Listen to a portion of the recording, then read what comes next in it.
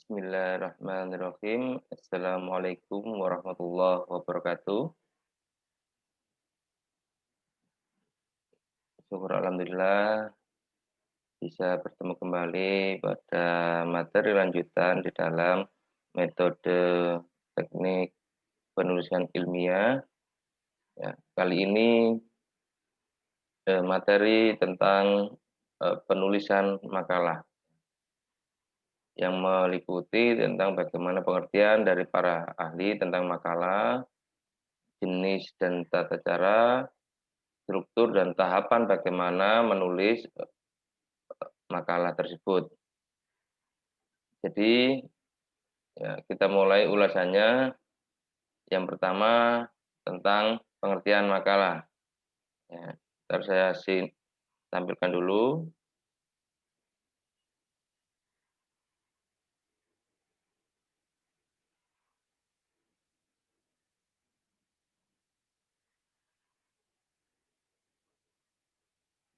Kelihatan?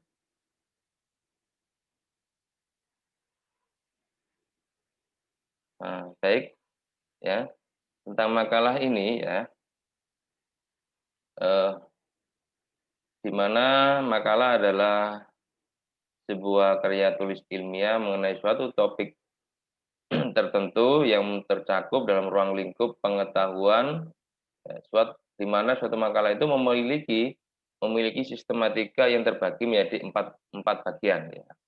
Empat bagian yaitu pendahuluan, studi kepustakaan ya. Lalu yang ketiga pembahasan diakhiri dengan penutupan atau simpulan. Dan makalah merupakan salah satu syarat, biasanya ini sebagai suatu syarat untuk menyelesaikan studi yang memiliki ya, karakteristik. Jadi makalah ini sebagai salah satu syarat untuk menyelesaikan suatu studi. Nantinya di tiap-tiap semester ada tugas pembuatan makalah ya. Lalu di akhir perkuliahan misalnya di semester akhir ada tentang skripsi ya. Dan ini memiliki suatu karakteristik ya, karakteristik di mana mengenai kajian literatur. Permasalahannya ya, permasalahan yaitu permasalahan yang teoritik ya, mendemonstrasikan pemahaman tentang permasalahan teoritik yang sedang dikaji dalam makalah yang dibuat. Lalu sumber yang digunakan ya, di mana hal ini menunjukkan kemampuan terhadap isi dari berbagai sumber yang digunakan dan mendemonstrasikan berbagai sumber informasi yang didapat penulis ya ke dalam makalah tersebut menjadi suatu satuan yang utuh ya, satu kesatuan yang utuh dari suatu berbagai sumber informasi tersebut ya.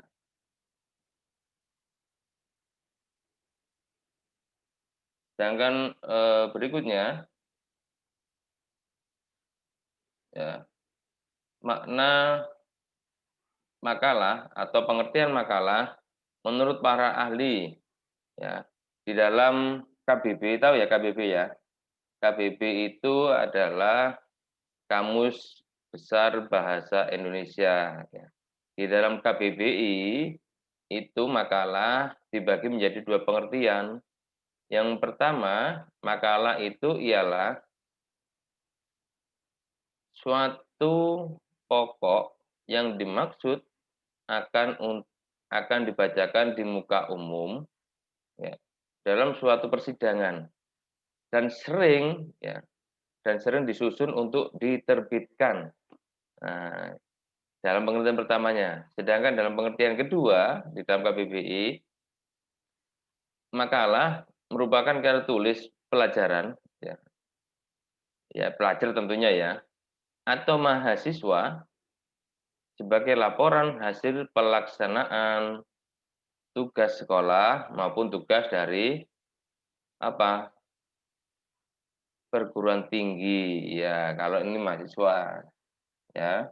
Sedangkan menurut Panuti Sujiman, di mana makalah ini diartikan sebagai sebuah karangan prosa bukan cerita rekaan yang membicarakan pokok tertentu. Yang biasanya makalah ini ya, biasanya ya dimuat di dalam majalah maupun koran.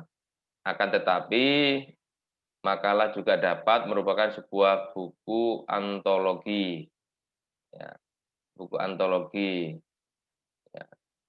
Lalu menurut WJS Purwadarminta, ya, itu makalah diartikan atau dimaknai sebagai uraian yang tertulis membahas suatu masalah tertentu dan dikemukakan untuk mendapatkan pembahasan lebih lanjut.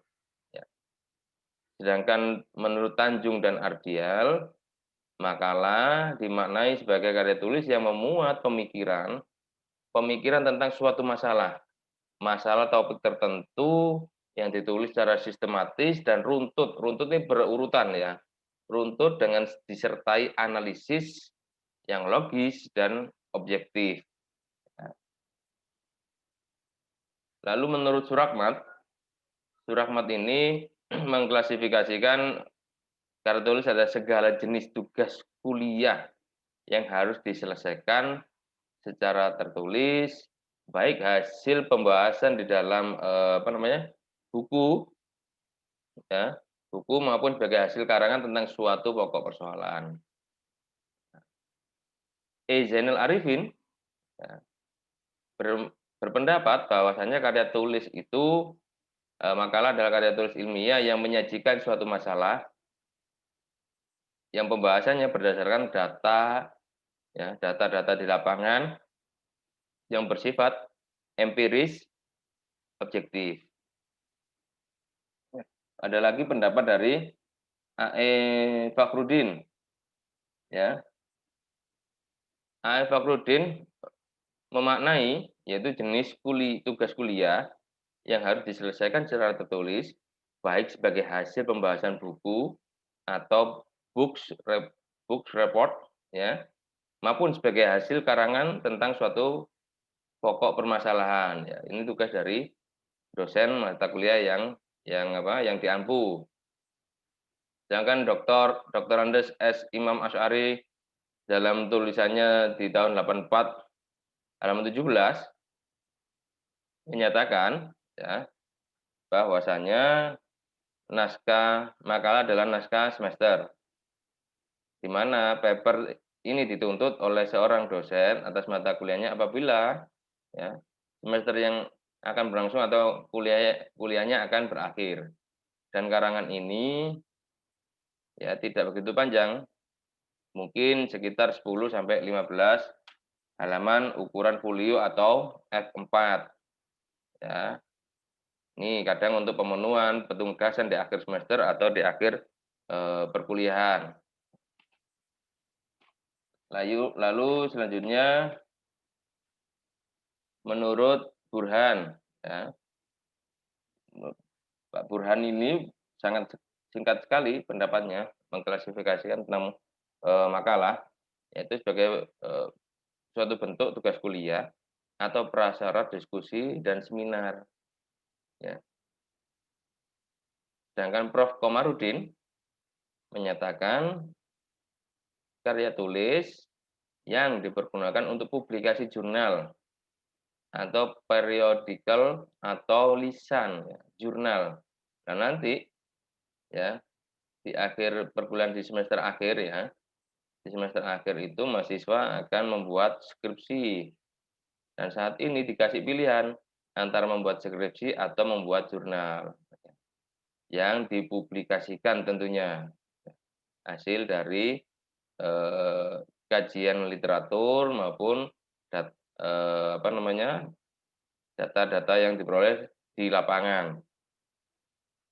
Sedangkan menurut Dr. Andes Madyo Eko Susilo dan Dr. Bambang Trianto memaknai makalah sebagai tulisan ya, sebagai tulisan yang berisikan prasaran, pendapat yang turut membahas suatu pokok persoalan yang akan dibicarakan di dalam rapat kerja, simposium, seminar, dan sejenisnya.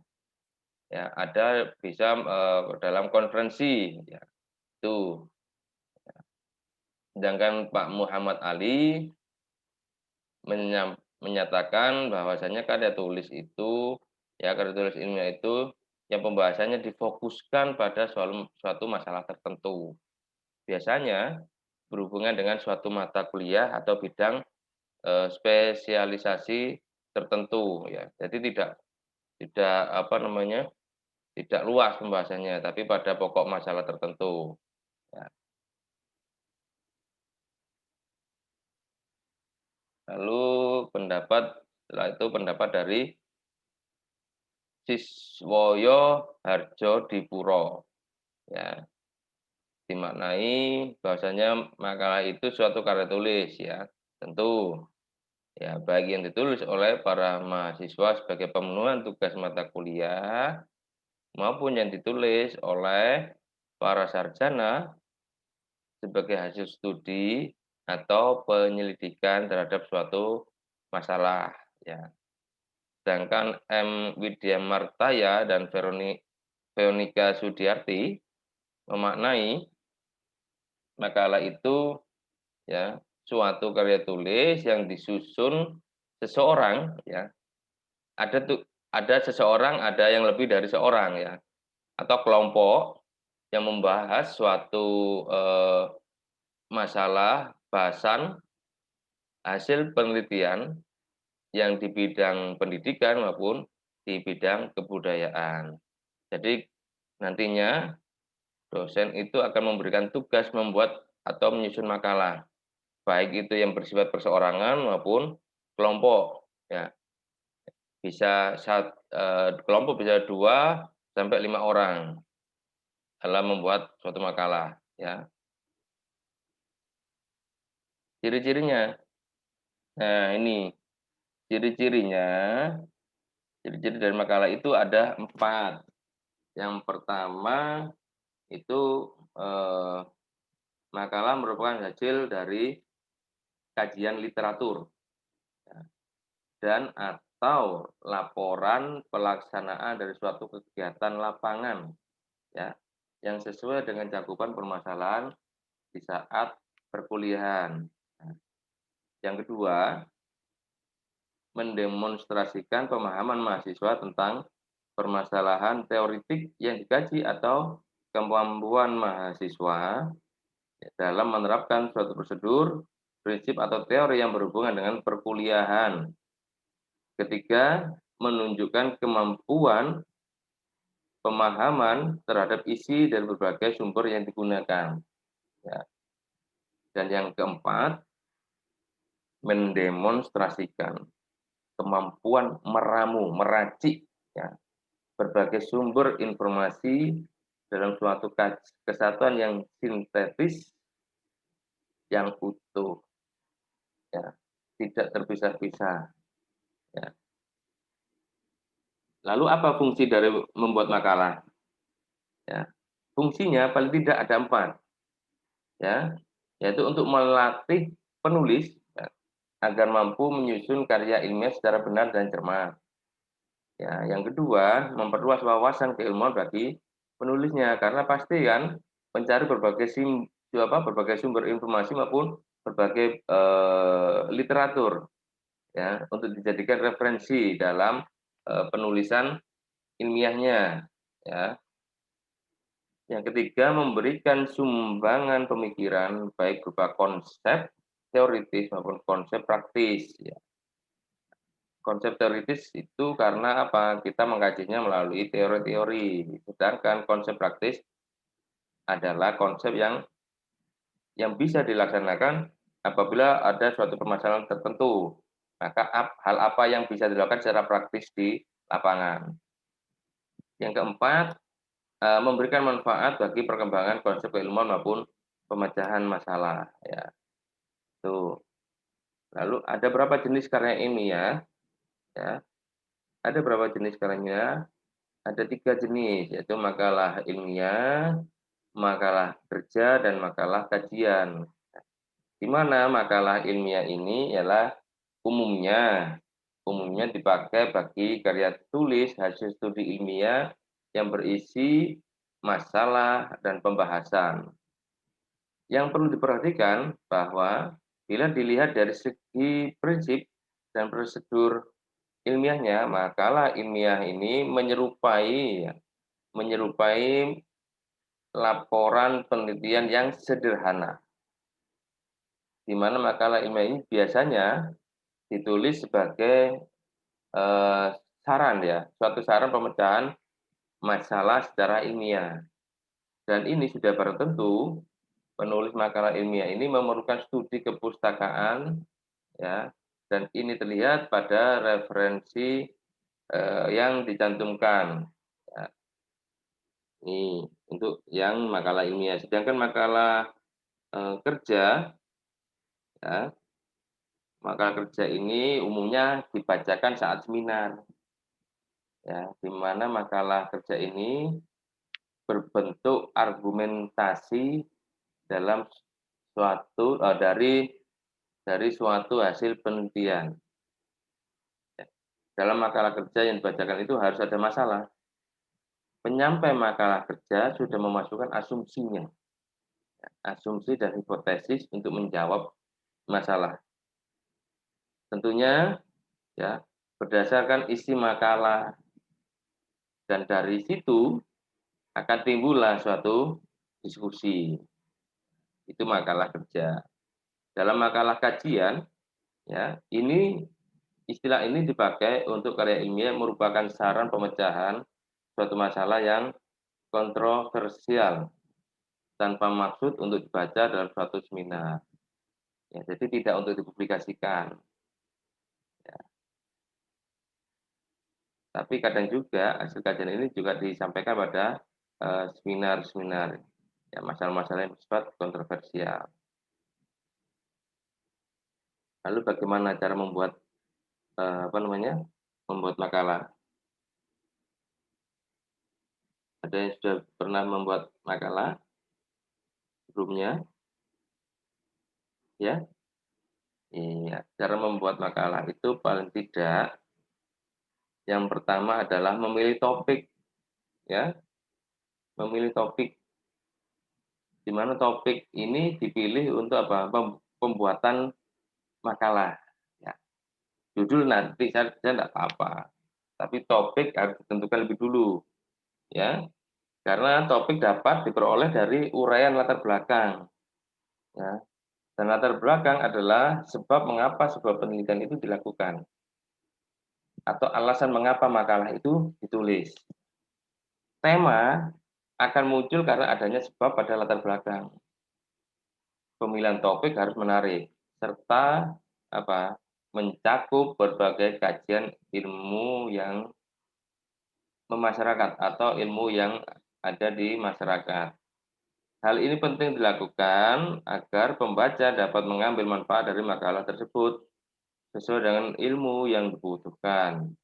Dan topik yang biasanya digunakan adalah atau yang digunakan dalam penulisan makalah ini antara lain berkutat atau seputaran pada bidang akademis atau mata pelajaran. Ya, sebagai bahan tambahan, menurut pendapat Kusmarwanti MPD, menyarankan ada 4 hal yang harus disesuaikan dalam menentukan menentukan sebuah topik makalah. Yang pertama, kemampuan Anda dalam menguasai teori atau kajian masalah. Yang kedua, ketersediaan bahan. Nah, ketersediaan bahan ini maksudnya bahan pendukung, referensi, dan literatur lain yang dapat Anda akses, yang Anda dapat peroleh. Ya. Yang ketiga, kesan menarik dan unik dari topik Anda.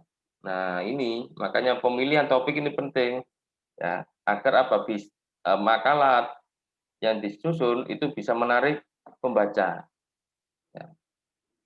Dan yang keempat, seberapa besar manfaat dari makalah yang Anda terbitkan secara umum. Ya.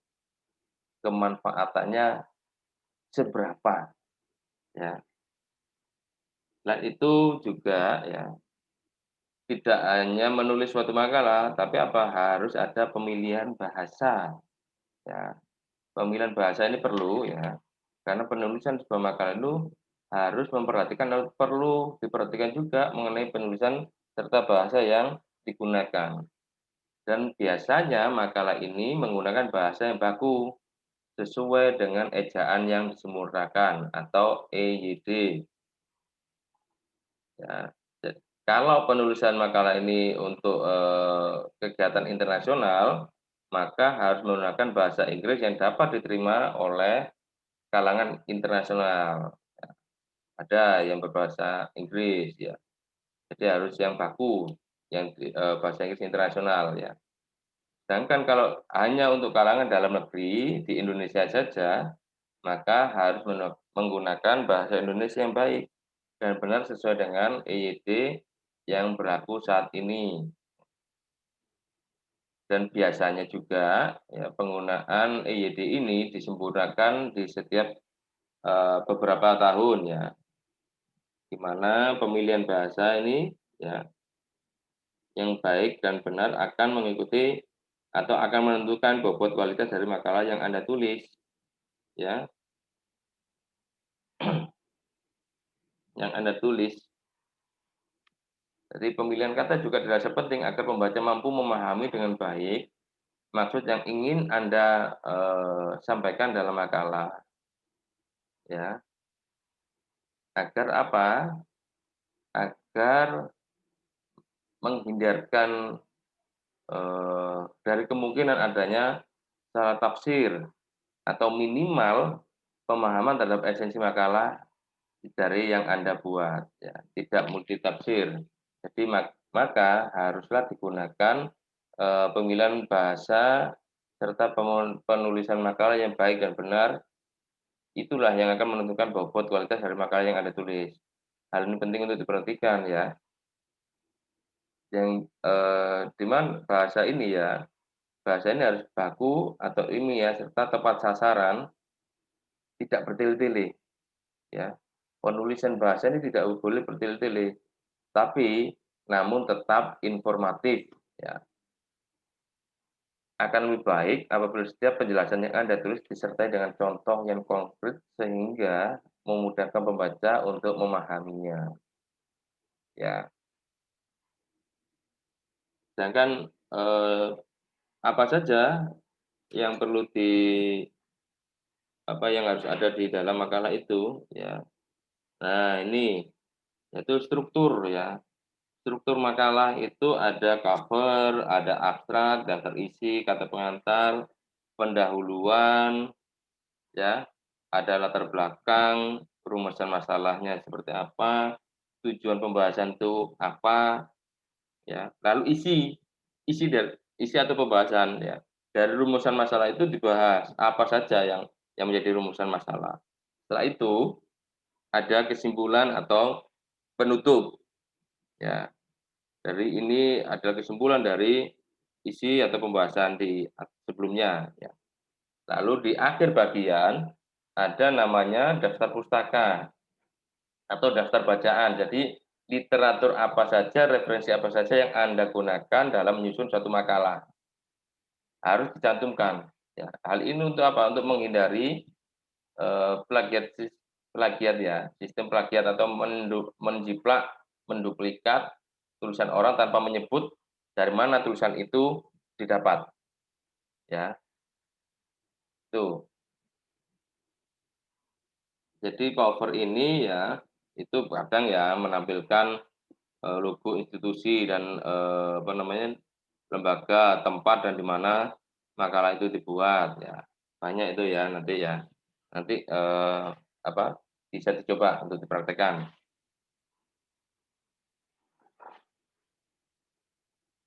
Abstrak ini ya, kalau abstrak itu ada 2 versi yang diminta, ya dalam bentuk berbahasa Indonesia maupun berbahasa Inggris, ya. Untuk, penulisan dalam bahasa Indonesia tidak diperbolehkan menulis ya, tidak diperbolehkan menulis lebih dari 250 kata. Ya, sedangkan dalam bahasa Inggris, Anda tidak diperbolehkan menulis lebih dari 200 kata, ya. Dan abstrak ini dapat berisi ringkasan atau bahasan pokok dari makalah, tujuan penelitian, metode penelitian, ya, hipotesa, serta sedikit rangkuman dari hasil yang diperoleh berdasarkan penelitian yang dilakukan. Ya, tahapan penulisan, ya, ada beberapa tahapan penulisan yang perlu diperhatikan, ya. Di antaranya itu ada tahap persiapan, ya. Ada tahap persiapan, lalu ada eh, tahap penulisan draft, ya. Lalu ada tahapan revisi, ada tahapan penyuntingan, ya. Jadi dalam tahap persiapan yang tadi, ya, pertama menyiapkan atau memilih topik yang akan tulis, lalu perumusan tujuan, identifikasi pembaca, ya. Tentukan juga, ya, ini penting, batasan isi materi, jangan terlalu lebar, ya. Jadi langsung fokus terhadap apa, isi materi itu mengenai apa, ya. Lalu setelah itu, setelah semua terpenuhi, bisa membuat judul makalahnya. Dilanjut dengan mengumpulkan literatur dan bahan pendukung yang terpercaya. Apabila diperlukan untuk wawancara, maka lakukanlah wawancara terhadap narasumber jika dipandang perlu. Buat ringkasan kecil dari bahan yang terkumpul. Ya. Jangan lupa juga membuat catatan kutipan, ya, mencatat kutipan ataupun kata-kata sulit. Ya. Lalu yang kedua, penulisan draft. Ya. Penulisan draft ini yaitu membuat tulisan kasar, ya, apa ya bahasanya, ya, coret-coretan, ya, sebuah coretan, ya, ke dalam setiap susunan makalah. Jadi membuat bagian ini menulis apa, jadi buat coretan aja dulu, ya. Lalu yang kedua melakukan rumusan masalah dan kesimpulan. Nah ini, ya, rumusan masalahnya apa tadi ditentukan, ada berapa, ya, minimal 2 lah, 2 sampai 3 rumusan masalah, ya. Kalau satu itu bukan rumusan masalah, ya, paling nggak rumusan masalah itu ada 2. Jadi nanti pembahasannya, di dalam pembahasan itu ada 2 bagian, ya. Lalu melatih untuk menyimpulkan, apa sih kira-kira dari pembahasan itu, permasalahan itu yang sudah dirumuskan, kesimpulannya apa, ya, tuh. Lalu yang ketiga, ada tahapan revisi. Setelah membuat coretan-coretan draft, ya, maka diperlukan pemeriksaan ide. Apakah sesuai dengan topik dan tujuan yang sudah ditentukan, apakah melewati batasan pembahasan atau tidak. Ya. Yang kedua, pembahasan apa yang kurang mendetail. Jadi direview, ya. Pembahasan apa yang belum disampaikan, yang seharusnya disampaikan tapi belum disampaikan di dalam tulisan itu, ya. Yang ketiga, penyesuaian dengan kebutuhan dan kejelasan dari penjabaran untuk pembaca. Ya, ada penjelasannya agar tidak menimbulkan apa namanya, multitafsir dari tulisan yang Anda buat, ya. Karena pembaca kemarin apa? Pembaca adalah penerima penerima berita dari apa? Pengirim berita. Siapa pengirim berita? Penulis, ya. Itu. Dan yang bagian akhir tambahkan reaksi dan masukan dari orang lain yang membaca, ya, terhadap tulisan yang Anda buat, ya. Tahapan berikutnya ada penyuntingan, ya. Penyuntingan ini diperlukan dengan memperhatikan kembali aspek mekanik seperti huruf kapitalnya, ya, ejaannya, struktur kalimatnya, tanda baca, ya, penggunaan istilah, kosakata maupun format karangannya. Ini harus diperhatikan ulang, ya. Sebelum dipublish, ya, makalah atau tulisan yang Anda buat harus dicek dulu, ya. Cek dulu mekanismenya seperti apa, sistematikanya seperti apa penulisannya, ya. Jadi gunakan, ya, apa namanya, gunakan sedikit metafora. ya, irama atau kiasan untuk memberikan gaya tulisan tadi, ya. Faktual saja yang banyak ya, tidak perlu menggunakan banyak istilah ya, metafora, irama maupun kiasan ya, yang mungkin hal-hal itu diperlukan, tapi dalam suatu makalah itu tidak terlalu diperlukan. Ya, itu untuk puisi saja ya, kalau penulisan puisi bisa seperti itu ya. Lalu yang, eee, terakhir ya, kalau sudah melewati beberapa tahapan di atas, maka yang terakhir adalah tahapan untuk, publikasi ya. Publikasi penting ya, masa setelah nyusun tidak kita publikasikan ya. Jadi harus kita publikasikan hasil dari, penyusunan karya tulis kita atau penyusunan makalah kita ya. Yang perlu diperhatikan ya, yang pertama adalah cover ya, cover dari makalah itu ya, footer dan header jika perlu untuk disesuaikan dengan media publikasi yang akan kita tuju ya. Ini tergantung mau ditaruh di media apa yang kita gunakan ya. Yang kedua, konsultasikan dengan pembimbing atau orang yang ahli di bidang yang sama. Kalau bidang hukum ya berarti, mencari orang-orang yang berkompeten di bidang hukum, ya. Ada yang bidang kedokteran ya ke orang-orang yang berkompeten di bidang kedokteran, keperawatan, ya, pendidikan, ya, atau tergantung dari, makalah yang kalian tulis, bidang kebudayaan berarti harus orang-orang yang berkompeten di bidang kebudayaan atau bidang budaya, bidang olahraga, banyaklah ya, itu. Lalu, membuat, versi presentasi dari makalah yang Anda buat, ya, jika diperlukan. Kalau misalnya, dalam seminar atau konferensi, maka diperlukan sebuah bahan untuk versi presentasi. Ya bisa melalui PowerPoint maupun, apa namanya, video dan lain sebagainya ya, gitu ya. Jadi, itu tahapan tentang makalah. Jadi contoh-contohnya bisa dicari ya, bagaimana contoh makalah itu, asalkan memenuhi ini, ya paling tidak memenuhi ini. Nah, ini struktur makalah ya. Jadi nanti bisa dicoba, bagaimana menyusun makalah yang baik. Ya, sudah, menentukan topik, ya pemilihan bahasa, tahapan, penulisan itu seperti apa ya, itu ya. Baik, jadi itu, terima kasih atas perhatiannya dan selamat mencoba ya untuk, penugasan-penugasan dari dosen membuat satu makalah ya. Topiknya nanti akan, apa namanya, akan ditentukan di tugas-tugas yang akan datang. Terima kasih dari saya. Wassalamualaikum warahmatullahi wabarakatuh.